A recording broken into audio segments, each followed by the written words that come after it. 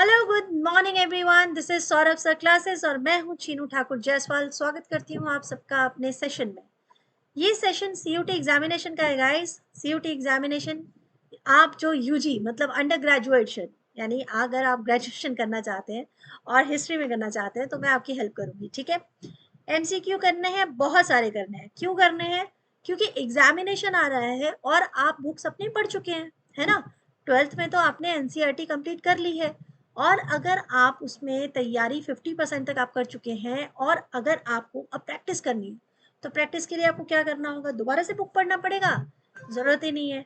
आप सिर्फ एमसीक्यू कीजिए और ज्यादा से ज्यादा कीजिए। उसके लिए मैं आपकी हेल्प करने वाली हूँ, बहुत सारे एमसीक्यूज आपके साथ प्रैक्टिस करने वाली हूँ। तो चलिए फटाफट से स्टार्ट करते हैं अपनी जर्नी का। ये सेकंड आपका सेट है। फर्स्ट सेट मैं ऑलरेडी अपलोड कर चुकी हूँ और आप वो भी सॉल्व कीजिएगा और कमेंट सेक्शन में मुझे बताइएगा कि कितने क्वेश्चन आपके सही रहे। 10/10 हो गए तो मजा आ जाएगा। अगर फिर भी थोड़े कम हुए तो प्रैक्टिस कर लेंगे।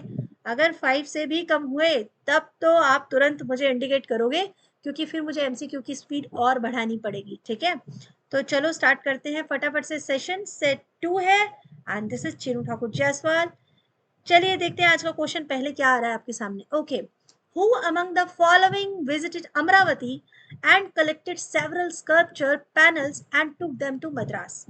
वो इनमें से कौन है जिन्होंने अमरावती को विजिट किया है और वहां से बहुत सारे स्कल्पचर्स यानी बहुत सारी तरह तरह की मूर्तियां, ठीक है, अपने साथ मद्रास लेके चला गया? Marco Polo, John Marshall, Walter Elliot या जॉन रॉबिन्सन? यहाँ पर आपको थोड़ी मुश्किल होगी। क्यों?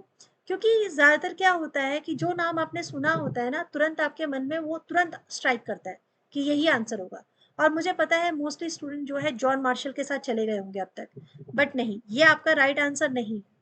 आपका राइट आंसर क्या होगा? आपका राइट आंसर होगा, बताइए बताइए, लगाइए तुक्का। ठीक है, राइट आंसर है आपका वॉल्टर एलियट। वॉल्टर एलियट काफी समय से एक सिविल सर्वेंट के रूप में काम कर रहे थे, ठीक है। और इन्होंने बहुत सारे आर्कियोलॉजिकल जो खुदाइयां होती हैं उसमें पार्टिसिपेट किया और ढेरों स्कल्पचर्स, बहुत तरह तरह की मूर्तियां। और ये मूर्तियां स्पेशली बुद्धा पर डिपिक्ट थी, ठीक है। क्योंकि अमरावती में एक तो मतलब ये था कि दो तरह के अलग अलग स्कल्पचर पैटर्न थे। एक मथुरा आर्ट जो कि भारत का ही पैटर्न था और दूसरा गांधार आर्ट।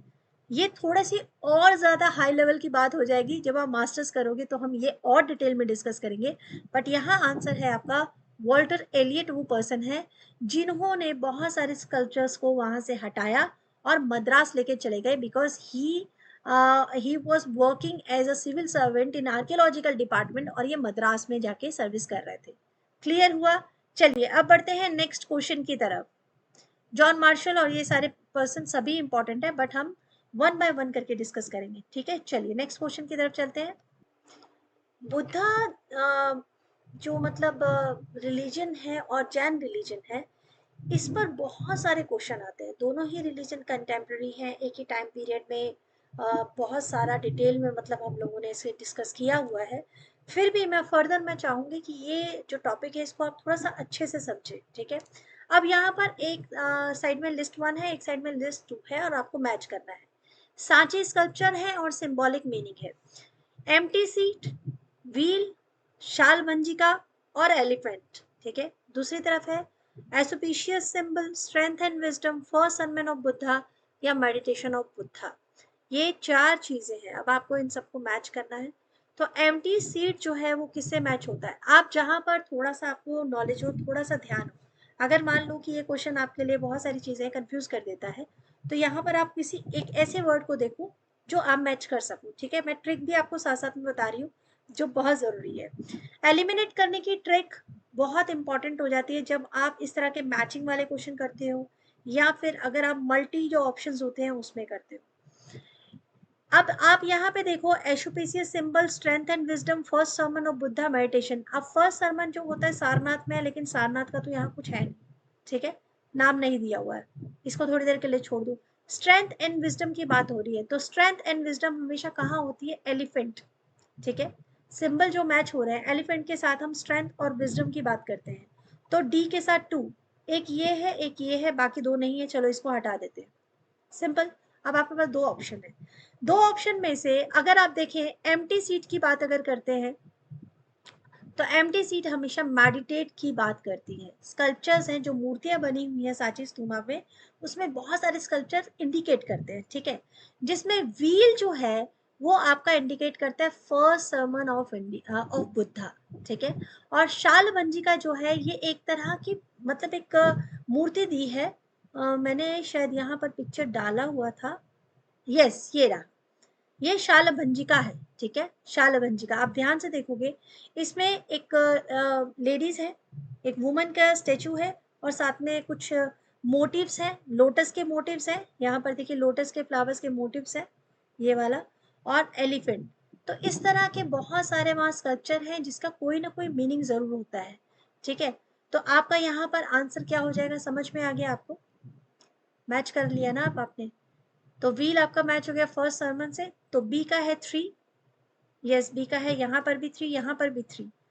एम्प्टी सीट का है फर्स्ट सर्मन ऑफ इंडिया या फिर मेडिटेशन, फर्स्ट सर्मन हम लगा चुके हैं तो मेडिटेशन ऑफ बुद्धा, यानी कि ए का हो गया 4।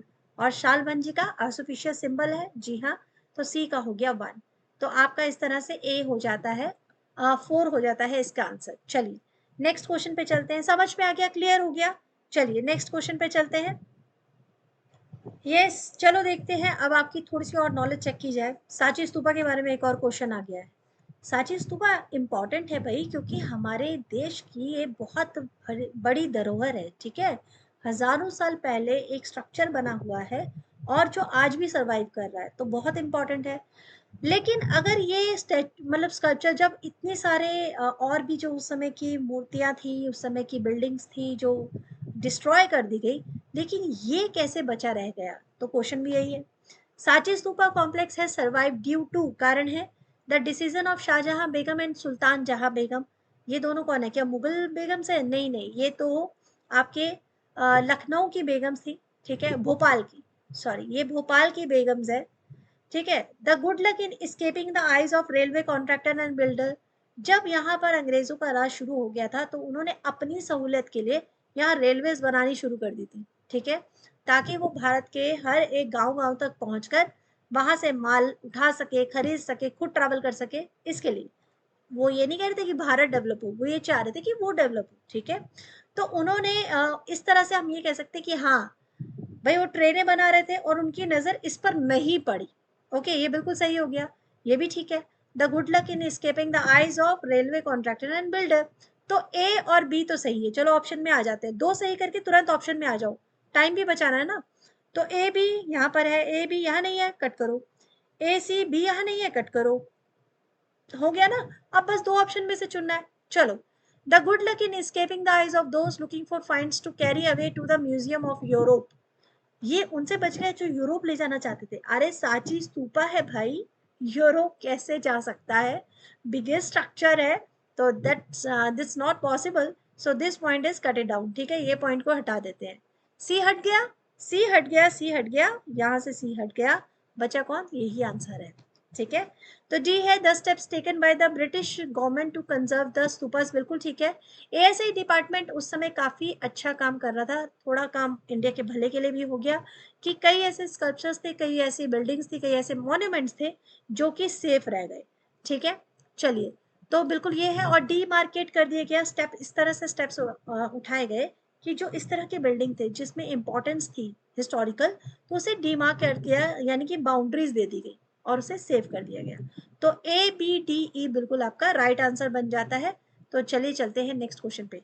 मजा आ रहा है, कितने क्वेश्चन सही किए बताओ, क्वेश्चन सही हो रहे हैं या बस ऐसी चल रहे हैं कहानी, ठीक है। हिस्ट्री है, पढ़ने में और सुनने में बड़ा मजा आता है, ध्यान से अगर सुने। नेक्स्ट क्वेश्चन है आपका, ये क्वेश्चन नंबर आपका क्या है, यस ओके, चलिए चलिए 13 क्वेश्चन है, ठीक है। नेक्स्ट क्वेश्चन है, who among the following has written in detail about the unique communication or about the postal system of Delhi Sultanate, ठीक है। दिल्ली सल्तनत के टाइम पीरियड के समय पे जो पोस्टल सिस्टम था वो उसके बारे में कौन लिखता है।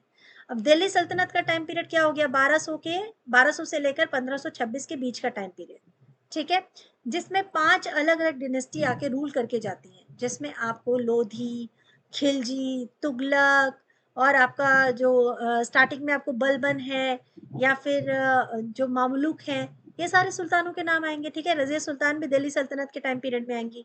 अब हमें बताना कि इनमें से किसने, अल बरूनी ने, अब्दुल रज्जाक समरकंदी ने, या इब्न बतूता ने, या फिर पीटर मुंदी, किसने बताया था यूनिक कम्युनिकेशन यानी कि पोस्टल सिस्टम दिल्ली का, दिल्ली सल्तनत के टाइम पीरियड का डिटेल में, ठीक है।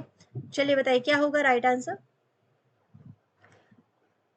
इसमें सबसे इंपॉर्टेंट पर्सन का नाम आ रहा है जो, वो है इब्न बतूता, ठीक है। अल बरूनी भी इंपॉर्टेंट पर्सन है, वही तो स्टार्टिंग में आता है और बहुत सारी डिटेल लिखता है किताबुल हिंद नामक एक किताब में, ठीक है। साथ साथ में जो मैं पॉइंट्स आपको लिखवा रही हूँ ना, वो भी आप लिख लिया करो, क्योंकि ये इंपॉर्टेंट बुक्स के नाम हैं। जैसे अल बरूनी लिखते हैं किताबुल हिंद, जिसमें भारत के बारे में काफ़ी इंफॉर्मेशन मिली थी, ठीक है। उसी तरह से एक और ट्रेवलर आते हैं इब्न बतूता, ये मोरक्को से आए थे, मोरक्को, ठीक है। और एक बुक लिखते हैं जिसका नाम था रिहला, रिहला। मोहम्मद बिन तुगलक यानी एमबीटी के टाइम पीरियड में भारत में आते हैं, काफ़ी लंबे टाइम तक रहते हैं और ये बताते हैं बड़ा ही यूनिक सा पोस्टल सिस्टम उस समय मौजूद था, जिसे कहते हैं कि हॉर्स जो होते हैं वो इस पोस्टल सिस्टम को चलाते थे, ठीक है। और इसी पोस्टल सिस्टम को उल्लूक कहते थे, हॉर्स पोस्ट, जिसे उल्लूक के नाम से जाना जाता था, ठीक है। बहुत लंबे लंबे माइल्स को ये बहुत जल्दी कवर कर लेते थे। फास्टेस्ट हॉर्स जो होते थे, हर 3 माइल्स के बाद इनको एक पोस्ट मिलती थी, उसके बाद नेक्स्ट हॉर्स जाता था। मतलब एक घोड़ा निकला, 3 माइल्स तक चला, वहां रुका, नेक्स्ट घोड़े को उसने जो भी पोस्टर है वो दिया और नेक्स्ट घोड़ा आगे सफर करता था। बहुत तेज होते थे और हर 3 माइल के बाद जब रुका जाता था तो उस प्लेस को दावा के नाम से जाना जाता था, ठीक है। तो राइट आंसर आपका क्या हो जाएगा, Ibn Battuta is a right answer, ठीक है। क्लियर हो गया ना। तो चलो नेक्स्ट क्वेश्चन की तरफ बढ़ते हैं, जल्दी जल्दी क्वेश्चन करते हैं, फिर उसके बाद हम देखेंगे कि कितने आपके सही हुए हैं, ठीक है। ये क्वेश्चन है जिसमें एक तरफ लिस्ट में दिए हैं कुछ टाइटल्स और दूसरी तरफ है सूफी शेख। करीबन 13-14 शताब्दी यानी 13-14 सेंचुरी के आसपास में जब भक्ति मूवमेंट चल रहा था, तो उस समय सूफीज़्म भी भारत में काफ़ी ज़्यादा डेवलप हो रहा था। उस समय कुछ सूफी संत थे जो काफ़ी पॉपुलर थे, एक तरफ उनका टाइटल दे दिया गया है और दूसरी तरफ उनके पॉपुलर नाम है, ठीक है। सुल्तान उल मशरिक, गरीब नवाज, गंज शकर, चिराग दिल्ली। दूसरी तरफ ख्वाजा मोइनुद्दीन, शेख फरीदुद्दीन, निज़ामुद्दीन औलिया और शेख नसीरुद्दीन। एक एक करके सबका नाम डिस्कस करते हैं। सुल्तान उल मशरिक जो है ये इम्पॉर्टेंट है, इम्पॉर्टेंट सारे हैं, ये ज़्यादा इम्पॉर्टेंट इसलिए भी हैं क्योंकि इनके नाम से एक रेलवे स्टेशन ही बना दिया गया है। जी हाँ, हज़रत निज़ामुद्दीन दिल्ली में एक रेलवे स्टेशन है। तो सुल्तान उल मशीक जो है वो मैच होते हैं निज़ामुद्दीन औलिया से, ठीक है। नेक्स्ट आपके देखते हैं गरीब नवाज। गरीब नवाज किससे मैच होते हैं, ये मैच होते हैं मोइनुद्दीन यानी ख्वाजा मोइनुद्दीन। गरीब नवाज 1 के साथ मैच होते हैं। तो पहले ये 2 मैच करके देख लेते हैं कि क्या इसी से सॉल्व हो जाएगा। ए का 3, ए का 1, ए का 4, ए की 3। चलो ये तो कट हो गए, एलिमिनेट हो गए। अब बचा 1 और 4, ठीक है। टाइम बचाना है यार, स्मार्ट वर्क करना है, ठीक है ना, क्योंकि हार्ड वर्क तो करना ही करना है, साथ में स्मार्ट वर्क भी तो करना है। अब 2 बचे, दोनों में से एक चूज करना है। गरीब नवाज मैच विद ख्वाजा मोइनुद्दीन, तो बी का 1, बी का 1, यस हो गया आंसर, निकल आया। फिर भी और देख लेते हैं। गंज शकर जो है वो शेख फरीदुद्दीन को कहा जाता है और चिरागे दिल्ली है शेख नसीरुद्दीन, ठीक है। चिरागे दिल्ली पे काफी बार रिपीट हुआ क्वेश्चन है और ये भी हो सकता है कि ये किस शहर से, कौन सी सिटी से रिलेट करते हैं, ठीक है। यही चलो आपका होमवर्क है, फटाफट से बता दो मुझे ये कौन सी सिटी से रिलेट करते हैं। चलिए नेक्स्ट क्वेश्चन की तरफ बढ़ते हैं। नेक्स्ट क्वेश्चन आज के सेट का लास्ट क्वेश्चन है, उसके बाद नेक्स्ट सेट हम लोग थर्ड जो सेट होगा वो फिर करेंगे नेक्स्ट क्लास में, ठीक है। Andal, a woman Alvar saw herself as beloved of Krishna, Vishnu, Shiva, Ganesh. जब आप ये क्वेश्चन सॉल्व करेंगे तो इस क्वेश्चन को पढ़ने के लिए आपको एक बहुत इंपॉर्टेंट चीज़ याद करनी है कि 8th सेंचुरी में साउथ में स्पेशली अलवर और नयनर बहुत पॉपुलर हुए थे। ये 2 ग्रुप थे जिन्होंने ईश्वर के अलग अलग स्वरूप को अपना लिया था, मतलब उनको फॉलो कर रहे थे। एक जो वैष्णव यानी विष्णु भगवान को फॉलो कर रहे थे और एक शिवा भक्त थे, ठीक है, दोनों ग्रुप जो है अपने अपने भगत अपने अपने भगवान के लिए लड़ रहे थे। अब यहाँ पर क्वेश्चन है कि ओनली वुमन अगर मैं कहूँ तो वो कौन थी, तो अंडाल ओनली ऐसी वुमन अलवर है जो कि विष्णु की बिलव्ड है, ठीक है, वैष्णवा बिलव्ड है और बहुत ही ज़्यादा पॉपुलर, मतलब ये फीमेल है, इनका नाम आपको कई बार सुनाई देगा, तो ये क्वेश्चन आप बिल्कुल गलत नहीं करेंगे। तो ये आज का सेट था, इसमें 5 इंपॉर्टेंट क्वेश्चन हमने सॉल्व किए।